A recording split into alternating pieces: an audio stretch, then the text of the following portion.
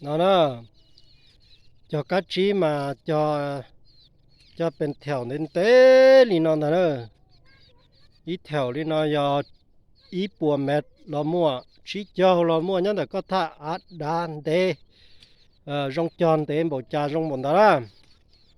còn nó cho tỏ thì bấm màn lên là do sát chậu lo gì chậu mệt nữa nè lo do dù lần ta bùa nó cưng có bố toàn thực tế nữa bố tỏ tụi chơi phải cưng có bố tỏ là nữa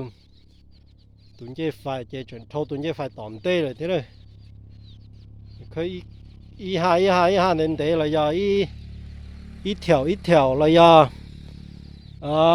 ít tu cư nữa ít tu cư mà đi cho các chí cho họ chứ mà muốn cho các chí phô cho họ nữa còn nó mà bây giờ cho thay ổn định là do muốn người dân ổn định chia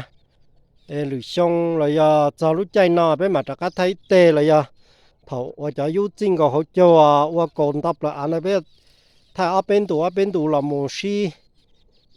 做着那晒呢，那天包一点给叫个鸡肉里加，给梗的肉里加肉里加呢。那我搞多少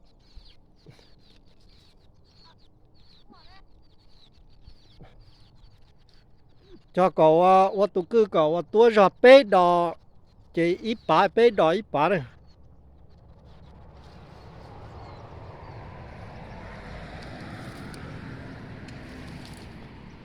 วิธีเด้อวิธีปลูกอ้อยเด้อวิธีปลูกอ้อยน้ำตาลนะปลูกเป็นโครงการหรือว่าปลูกเป็นบุคคลหรือว่าปลูกเป็นครอบครัวเนาะแล้วแต่การปลูกวิธีนี้นะนี่แหละเป็นบุคคลเป็นครอบครัวอยากปลูกอ้อยทดลองเนาะวิธีการเรียนปลูกอ้อยจากต่างประเทศเพิ่นนั่นปลูกไปตามวิธีการอันนี้แล้วผู้เฮาฮันผู้ใดสนใจการปลูกอ้อยมาเป็นสินค้าหรือมาเป็นอาชีพเนาะเป็นอาชีพสำรองเนาะเฮ็ดแนวเด้อให้ครอบครัวลุกพ้นจากความทุกข์ยากด้วยการพัฒนาเด้อ